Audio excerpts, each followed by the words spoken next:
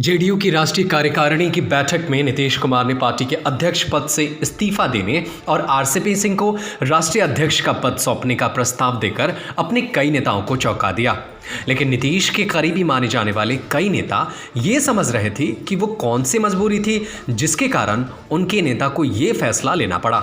ये वही नीतीश थे जो 5 साल पहले शरद यादव को जबरन राष्ट्रीय अध्यक्ष की कुर्सी से हटाकर खुद उस पर काबिज हो गए थे। अब मजबूरी ही सामने थी जिसके कारण उन्हें ये कुर्सी छोड़नी पड़ी। नीतीश के किचन कैबिनेट के मेंबर माने जाने वाले एक नेता ने हमें बताया, नीतीश जी इन दिनों कई दफ़े ये जिक्र कर चुके थे कि बीजेपी से बात करने में दिक्कत हो रही है। बिहार बीजेपी का कोई नेता बात करने के लिए अधिकृत है ही नहीं। बीजेपी में जिनके पास बात करने का अधिकार है वो सब दिल्ली बैठे हैं। कौन बार बार दिल्ली जाकर उनसे बात करेगा? दरअसल नीतीश अपने किचन कैबिनेट को ये संकेत दे रहे थे कि वे किसी व्यक्ति को अधिकार देंगे जो बीजेपी से अधिकृत तौर पर बात कर सके। 10 दिन पहले नीतीश कुमार जब अपनी पार्टी के दफ्तर में कार्यकर्ताओं से मिलने पहुंचे थे तो संकेत भी दिया था कि वो अधिकृत व्यक्ति कौन होगा।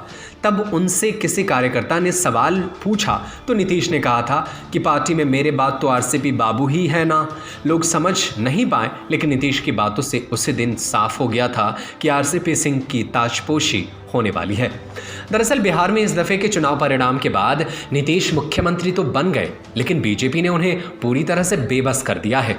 बिहार में सरकार बनने से पहले बीजेपी के नेताओं ने नीतीश कुमार से औपचारिक बात की थी। इसमें तय हुआ कि पहले चरण में छोटे मंत्रिमंडल को शपथ दिलाया जाए, फिर 15 दिनों के अंदर ही मंत्रिमंडल का पूर्ण विस्तार कर लिया जाए। इसी बात पर नीतीश कुमार ने अपने सिर्फ 5 और बीजेपी ने अपने 7 मंत्रियों को शपथ दिलाई।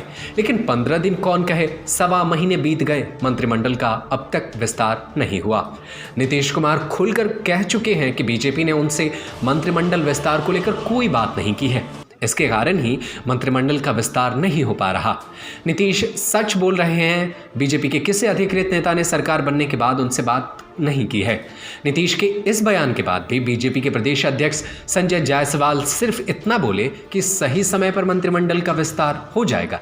बीजेपी ने ये नहीं बताया कि आखिरकार मंत्रिमंडल का विस्तार होगा कब। बिहार की सियासत को जानने वाले ये जानते हैं कि बिहार में बीजेपी के सर्वेसर्वा भूपेंद्र यादव हैं। पार्टी की ओर और सरकार को लेकर सारे फैसले उनके ही लेवल पर होते हैं।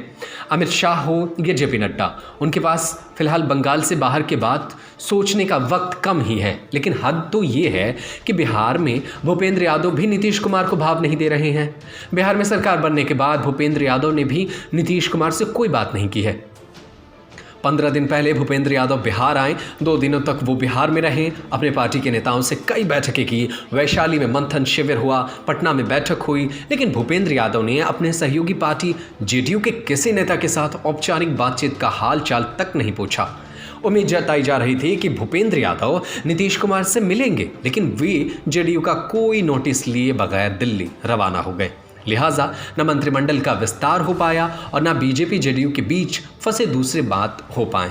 और अब जब अरुणाचल प्रदेश के अंदर 6 विधायकों को भारतीय जनता पार्टी ने अपने पार्टी में शामिल करा लिया है, जो पहले नीतीश कुमार के साथ थे, इसके बाद से तल्खियां और ज़्यादा बढ़ गई हैं। देखने की बात होगी कि बिहार में इस वक्त ठंड ज़्यादा पड़ रही है, लेकिन इस ठंड में भी बिहार की सियासत में उबाल और गर्मी देखी जा रही है।